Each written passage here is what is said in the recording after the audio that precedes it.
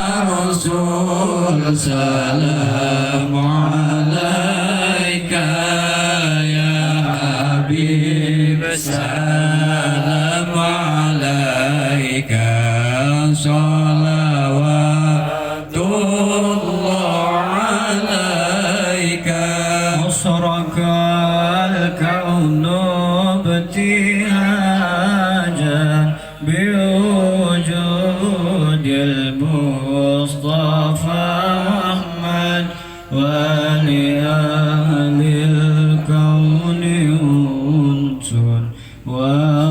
وسرور قد تجدد الله يا نبي سلام عليك يا رسول سلام عليك يا حبيب سلام عليك صلوات الله عليك فاضربوا يا أهل المثاني فهزار اليمن غارت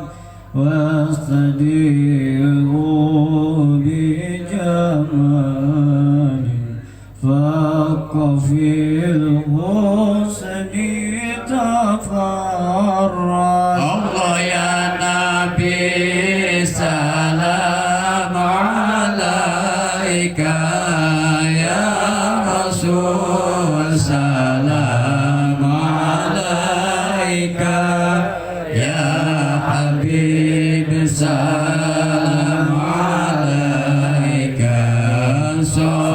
صلوات الله عليك ولنا البشرى بسعد مستمير ليس ينفد أي صوتنا عطاء جمع الفخر المعابى الله يا نبي سلام عليك يا رسول سلام عليك يا حبيب سلام عليك صلوات الله عليك فلربي كل حمد جل ينصر العد اذهبنا بوجود المصطفى هادي محمد الله يا نبي سلام عليك يا رسول سلام عليك يا حبيب سلام عليك صلوات الله عليك مرحبا يا رسول الله أهلا مرحبا بك إن بك نسعد مرحبا مرحبا يا نور العين مرحبا مرحبا جد الحسين مرحبا وبجاه يا إلهي مرحبا جود وبلغ كل مقصد مرحبا مرحبا يا نور العين مرحبا مرحبا جد الحسين وهدينا نجا سبيلي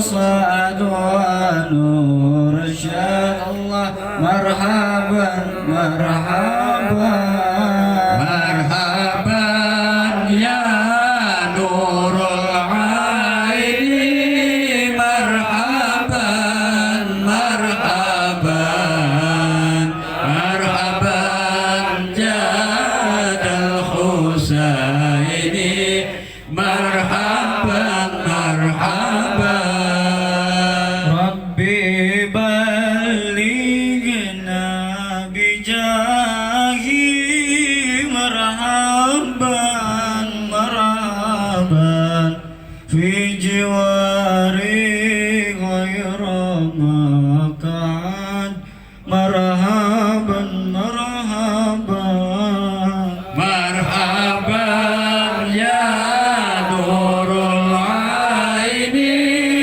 مرحبا مرحبا مرحبا جاد الحسين الله مرحبا مرحبا وصلاة الله تغشى أصراف رسل محمد والسلام المستنير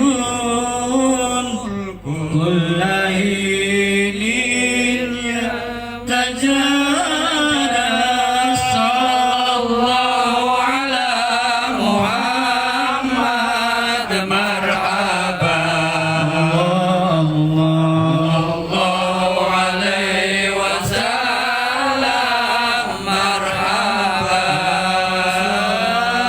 الله على محمد مرحبا يا رب صل عليه وسلم مرحبا اللهم صل وسلم وبارك عليه وعلى آله.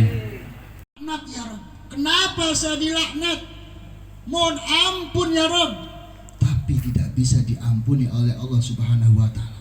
Karena apa iblis dilaknat? Karena satu hal. Apa? Sombong. Karena kesombongan iblis tidak mau sujud hormat kepada Nabi Adam alaihis salam dengan perkataannya, ana khairum minhu khalaqtani min nari wa khalaqtahu min tin. Aku lebih hebat daripada Adam. Adam terciptakan dari tanah, aku dari api. Api kalah, api menang dibanding tanah. Tanah kalah sama api. Itu kesombongan iblislah yang menjadikan dilaknat oleh Allah. Semoga seberapapun tingginya pangkat kita, semoga sehebat apapun istiqomah dan ibadah kita, semoga kita tidak termasuk orang-orang yang sombong. Dan yang kedua, hina unzila minal jannah, tatkala diturunkan dari surga, menangis tidak henti-henti iblis. Ya Rabb, kenapa engkau turunkan aku dari surga sementara 500 tahun? Iblis di surga itu enggak sembarangan, enggak sedikit, enggak sebentar. 500 tahun iblis bermukim di surga. Karena kesombongannya Allah turunkan ke muka bumi. Oleh karenanya, mari kita sama-sama bikin iblis menangis. Pada malam hari ini iblis menangis entah yang keberapa kalinya. Karena apa? Tadi dibacakan apa? Suratul Fatihah sampai tahlilnya, sampai ayat kursinya, dan sampai sintu apa? Sintu durornya. Berisikan sholawat. Terus yang ketiga, iblis menangis karena apa? Hina unzilat surat al-Fatihah. Tatkala diturunkan surat al-Fatihah, iblis dengan gagahnya berbicara kepada Allah, Allah, aku akan goda anak cucu Adam sampai dia mau menjadi temanku kelak di neraka, silakan. Kamu tidak akan pernah mampu menggoda hambaku yang bertakwa. Begitu diturunkan surat Al-Fatihah, iblis menjerit menangis. Semua anak cucu Adam, khususnya umat Nabi Muhammad, selamat semua dengan Fatihah itu. Jadi Fatihah itu bisa membuat menangis menjerit iblis. Tadi dibacakan bacaan surat Al-Fatihah. Kira-kira ada nggak ila hadrati namanya almarhum Bapak siapa Al-Baqarah, ada nggak? Pakainya Al-Fatihah. Ternyata Fatihah itu mampu memenuhi langit bumi, seluruh alam semesta penuh dengan Fatihah. Oleh karenanya disitulah iblis menjerit menangis tatkala Fatihah itu diturunkan. Bagi bapak-bapak yang ingin istiqomah surat Al-Fatihah, mangga. Saya dari guru saya sampai Rasulullah Shallallahu Alaihi Wasallam. Nah, tinggal bapak-bapak nanti di akhir baca Fatihah bareng-bareng, dimaknai, terus serah terima. Insya Allah Fatihahnya sampai Rasulullah Shallallahu Alaihi Wasallam. Dan yang terakhir, yang keempat, hina wulida Rasulullah Shallallahu Alaihi Wasallam. Tatkala Rasulullah Shallallahu Alaihi Wasallam dilahirkan, iblis menangis, iblis berek. Karena apa? Karena iblis tahu bahwasannya kelak nanti umat yang paling selamat adalah umat Nabi Muhammad. Dalam sebuah riwayat, Nabi Muhammad Sallallahu Alaihi Wasallam menyampaikan kepada para sahabatnya, "U'titu khamsan lam yu'ta ahadun minal anbiya'i qabli." Aku diberi 5 oleh Allah, keistimewaan dari Allah. Kata Rasul, aku diberi 5. U'titu khamsan lam yu'ta ahadun minal anbiya'i qabli. Aku diberi 5, yang kelima-limanya itu tidak pernah diberikan kepada nabi-nabi sebelum Nabi Muhammad. Nabi Adam sampai Isa tidak diberi. Yang diberi adalah Nabi Muhammad dan umatnya. Yang pertama, u'titu birru'bi masirata syahri. Aku diberi rasa takut di hati musuh-musuhku dalam tempo waktu 1 bulan. Orang-orang kafir Quraisy begitu tahu Rasulullah adalah utusan Allah, semuanya ingin menyakiti Rasulullah, ingin membunuh Rasulullah. Tapi dalam tempo 1 bulan tidak bisa berpikir bagaimana menyakiti Rasulullah. Itu kelebihan, keistimewaan yang Allah berikan kepada Nabi Muhammad. Sebagai perbandingan, Nabi Musa alaihissalam uzlah pergi ke Bukit Tursina. Tempo waktunya nggak lama, Pak. Tempo waktunya cuma 40 hari. Kholwat nyepi mau menerima Taurat itu 40 hari. Nggak lama. Tapi orang-orang Bani Israel berubah alih, tidak menyembah Allah lagi, menyembahnya pedet anak sapi, menyembahnya patung sapi. Sangat cepat berubahnya. Tidak, imannya sangat cepat. Alhamdulillah, kalau kita hitung dari semenjak wulida Rasulullah Shallallahu Alaihi Wasallam sampai sekarang 14 abad, berarti 1400 tahun lebih, kurang lebih kita masih iman kepada Rasulullah Shallallahu Alaihi Wasallam. Nah, diberi rasa takut di hati musuh-musuh dalam tempo waktu 1 bulan. Jadi nggak mampu dia berpikir bagaimana menyakiti Rasulullah. Sebagian hikayat, riwayat, pada waktu itu Nabi Muhammad SAW di rumahnya cuma 2 orang, Rasulullah dan Sayyidina Ali. Pada waktu itu masih pemuda ya, belum menjadi menantunya Sayyidina Ali. 3 hari 3 malam di dalam rumah. Rasulullah memikirkan sahabat yang dulu pergi ke Madinah menunggu wahyu dari Allah. Sementara di luar rumah orang-orang kafir Quraisy tujuannya sama, dengan senjata yang berbeda-beda, tapi tujuannya sama. Begitu Rasulullah keluar dari rumah, mati. Ada yang bawa pedang, ada yang bawa panah, ada yang membawa topel dan sebagainya. Ketika wahyu turun melalui malaikat Jibril, Nabi berkata kepada Sayyidina Ali, "Ya Ali, waktunya saya menyusul sahabat pergi ke Madinah. Coba kau tengok di luar, masih banyakkah orang-orang mau mengadang kita?" Diintip, dilihat dari dalam, ternyata masih banyak. Tapi saking cintanya Sayyidina Ali tidak takut, tidak gentar. "Saya siap menggantikan tempat tidurmu ya Rasul. Silakan engkau pergi ke Madinah." Ketika Rasulullah menyampaikan, membaca wahyu dari Allah, "Waja'alna min baini aydihim saddan wa min khalfihim saddan faghshaynahum fahum la Semuanya ngantuk. Dan Rasulullah nyampailah kepada sahabat Abu Bakar dan berkata kepada sahabat Abu Bakar, "Abu Bakar, temani saya pergi ke Madinah, menyusul sahabat-sahabat yang dulu pergi ke Madinah." Abu Bakar jawabannya gimana? "Tidak mau ya Rasul. Ayo temanin aku pergi ke Madinah, menyusul sahabat yang dulu pergi ke Madinah." "Tidak mau ya Rasul." 2 kali. Selanjutnya, "Temani aku Abu Bakar. Aku butuh teman untuk menjemput, menyusul sahabat muhajirin yang dulu pergi ke Madinah."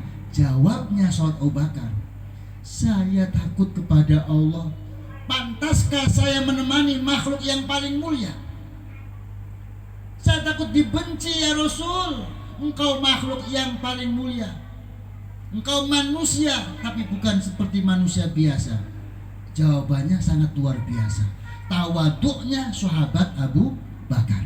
Yang akhirnya Rasulullah menyampaikan, "Wallahi ya ridhoka, aku ridho kepadamu.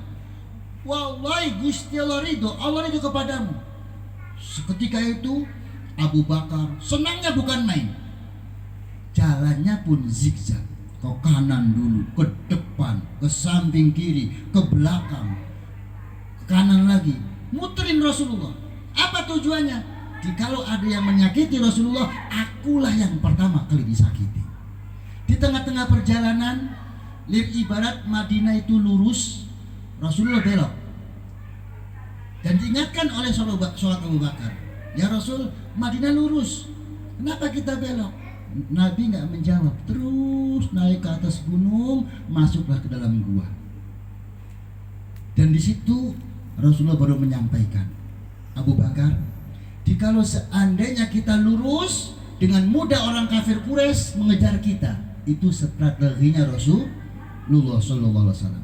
Dan banyak keistimewaan diantaranya. Seketika itu gua ditutup oleh manggaranti, laba-laba, dan di luar guanya ada burung dara yang seketika itu sedang anggrem. Sama nggak? Nganggrem, sama ya? Ini maklum, saya kan dari Cirebon, lain gubuk lain. Saya upayakan bapak-bapak mengerti dengan bahasa saya. Paham nggak sih Pak? Alhamdulillah. Saya tadi tuh takutnya nggak paham. Karena ini Pak, beda ngaji, beda pengajian. Kalau ngaji, ya walaupun salah, dapat pahala. Bapak ngaji, ngerti nggak ngerti baca Quran, dapat pahala. Kalau pengajian harus paham, harus mengerti, dilakukan, baru dapat pahala. Makanya ini namanya ngaji kuping kalau orang Jawa bilang. Sama nggak? Ngaji kuping ya? Jiping ngaji kuping. Apa syaratnya yang ngaji kuping itu? Syaratnya jangan ngantuk. Kalau ngantuk udah repot itu ngaji kuping. Ini motivasi dari Rasulullah ke Ibnu Mas'ud. Ya Ibnu Mas'ud, julusaka sa'atan la tamassu qalaman walam taktub harfan. Dudukmu 1 jam walaupun tidak menulis, tidak membawa buku, khairun min itqi raqabatin, lebih baik daripada memerdekakan budak. Ya, jadi Seenggak-enggaknya 1 jam ini. Siap nggak 1 jam? Siap nggak? Lapar belum? Nah, pokoknya selesainya aja lah. Nah, yang akhirnya karena Rasulullah tidak tidur 3 hari 3 malam, memikirkan sahabat apakah selamat atau tidak, pembekalannya gimana, pergi ke Madinah. Mungkin Pak Haji Amin tahu bagaimana jauhnya Mekah dan Madinah. Isinya apa? Padang pasir, batu, gersang. Bayangkan, jauh itu Mekah Madinah. Para bapak-bapak yang saya hormati, ketika Rasulullah meminta izin kepada sahabat Abu Bakar, Abu Bakar, saya izin pengen tidur selipan saja untuk menghilangkan lelah, karena saya tidak tidur 3 hari 3 malam. Tapi ketika Rasulullah baru saja memejamkan mata, tidur di pangkuan sahabat Abu Bakar, keluarlah ular hitam dalam gua itu. Dari liang, dari leng, paham nggak leng, Pak? Lubang, keluar ular hitam. Pikir sahabat Abu Bakar, daripada Rasulullah yang digigit, mending saya yang digigit. Yang akhirnya ditutuplah dengan kaki kirinya sahabat Abu Bakar. Tutup. Wataknya ular itu menggigit. Yang akhirnya digigitlah kakinya sahabat Abu Bakar. Bertahan, sakit sampai menetes air matanya sahabat Abu Bakar di pipinya Rasulullah. Dan Rasulullah terbangun, terjaga, menyampaikan, "Madza tabki ya Abu Bakrin? Kenapa engkau menangis? Kenapa kau menangis?" Tidak menjawab sakit. Begitu dilihat kakinya membengkak, abu, ditarik, keluarlah ular hitam. Dan seketika itu pula Rasulullah berdialog, berbicara dengan ular itu. "Hai ular, kenapa kau gigit kaki sahabatku yang setia?" Jawabannya ular, "Istimewa, Pak. Ya Rasul, dulu saya mendengarkan engkau sudah lahir, bahkan sebelum lahir pun sudah ramai teman-teman saya, hewan-hewan memberi kabar Nabi Muhammad akan lahir, Nabi akhir zaman akan lahir. Dan begitu engkau lahir, saya tahu, andaikan saya turun dari gua ini menuju tempatmu ingin melihat cahayamu, tentunya aku dibunuh karena manusia takut digigit olehku. Segitu sudah dekatnya aku mau melihat cahayamu, tapi ditutup, saya gigit agar dibuka. Aku ingin melihat cahayamu, cahayamu di atas cahaya." Itu pujiannya ular ke Kanjeng Nabi Muhammad SAW dalam kitab Al-Barzanji. "Wa nataqat kullu dabbatin li Quraisyin bi fisahil alsunil arabiyyah."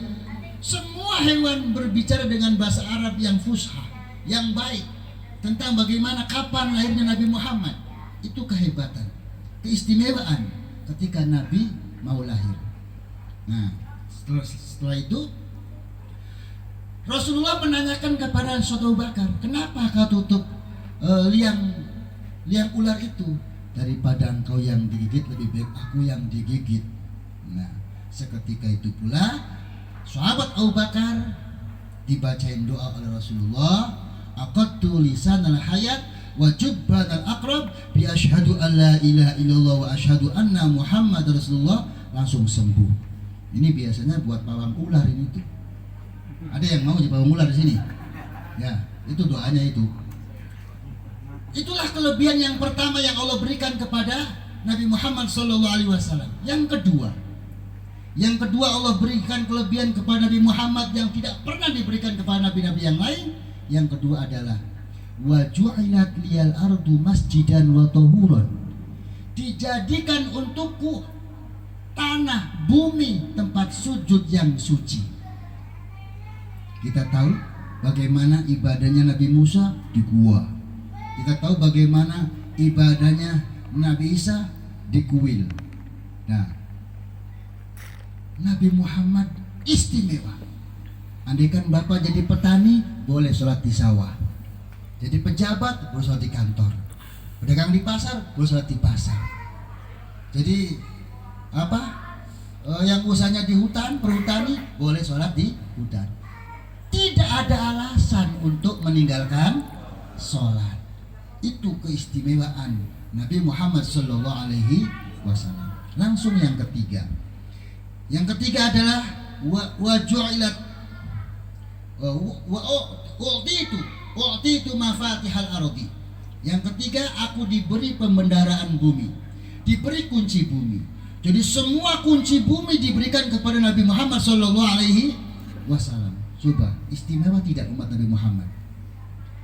Semenjak Nabi Adam sampai Nabi Isa tidak ada ini listrik, tidak ada minyak, tidak ada bensin, tidak ada gas pun tidak ada. Kendaraan pun dari Mekah Indonesia Mekah tidak ada. Dulu sampai 6 jam tidak ada. Naiknya kapal perahu. Itu pun masih umat Nabi Muhammad, tapi belum penemuannya belum banyak. Yang jelas semua kunci bumi diberikan kepada Nabi Muhammad Sallallahu Alaihi Wasallam. Jadi kita jangan takut menghadapi keadaan apapun. Tinggal kita benar-benar cinta kepada Nabi Muhammad Sallallahu Alaihi Wasallam. Alhamdulillah berkah. Ya, kemarin waktu tahun kemarin kita main ke sini belum ada bangunan, sekarang sudah ada dan mau ditempatin untuk acara yang sangat luar biasa. Tetangga semuanya tahu dan ikut mendoakan. Dan berikut malam ini syukurannya Bapak Muhammad Haji Amin. Moga-moga barokah, amin.